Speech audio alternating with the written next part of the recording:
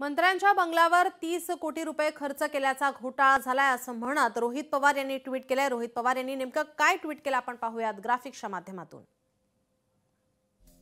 मंत्र्यांच्या बंगल्यावर 30 कोटी रुपये खर्च केल्याचा घोटाळा झाल्याचा मुद्दा गेल्या वर्षीच विधानसभेत मांडला होता। आता दक्षता आणि गुण नियंत्रक मंडळाने केलेल्या चौकशीतही हा घोटाळा सिद्ध झाला आहे। मंत्र्यांच्या बंगल्यांवर सरकारी पैशाची कशी उधळपट्टी केली याची विस्तृत चिरफाड या अहवालात केलेली आहे। गेल्या वर्षी आपण हा मुद्दा मांडताना हे आरोप खोटे असल्याच्या पोकळ डरकाळ्या फोडणारे मंत्री गुलाबराव पाटील आता यावर स्पष्टीकरण देतील का? दोषी कार्यकारी अभियंत्यांसह कारवाई करा, अन्यथा हिवाळी अधिवेशनात सरकारची धिंड काढल्याशिवाय राहणार नाही, असा इशारा या ठिकाणी रोहित पवार यांनी दिलेला आहे।